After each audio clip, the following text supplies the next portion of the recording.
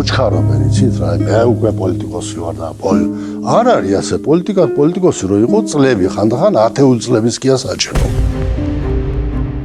აქ პრაქტიკულად იწყება შეთქმულება სახელმწიფოს წინააღმდეგ.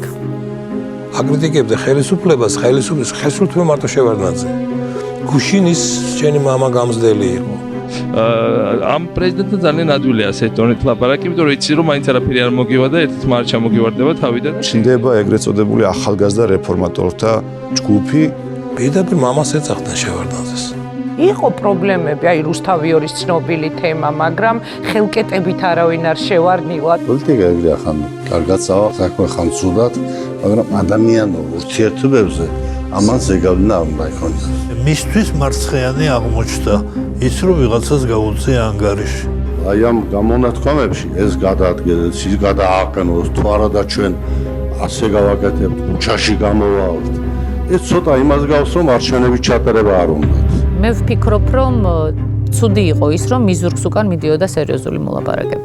ყველაფერი გაკეთა იმისათვის, რომ შევარდნაძისათვის ჩამოეშორებიათ ნუგზარ საჯაია. ეს იმხელა ძალა და დასაყრდენი იყო. ჩამოვიდნენ მაკეინი, სტროპტელბოტი, ჩალიკაშვილი. ედვარდი გაუცდელობს. რა უნდა ამდენ ასეთი რანგის ხალხს ერთდროულად რატო ჩამოდის, რა ხდება?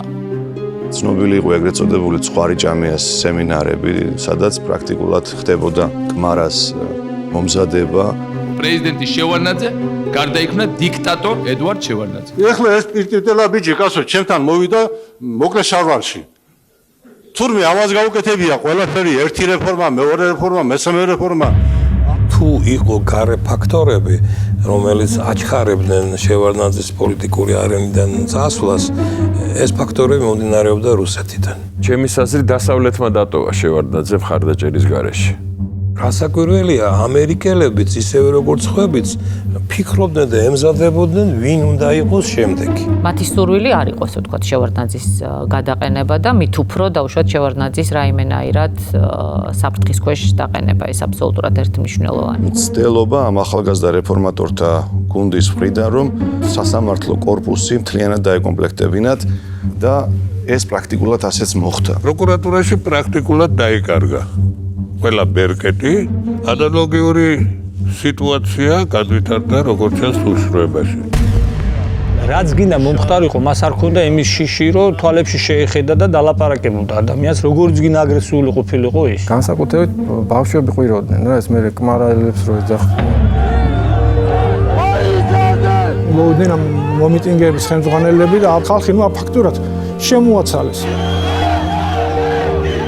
არაფერი არ გეძება, არ გესვით, როგორ დაკადრებად ვინეს სისმელები ვარ, ჩვენ. არ გაგასო, მე არ არის. ჩვენ მამაცი კაცი ბრძანდებით. ვიცი, ჩვენ.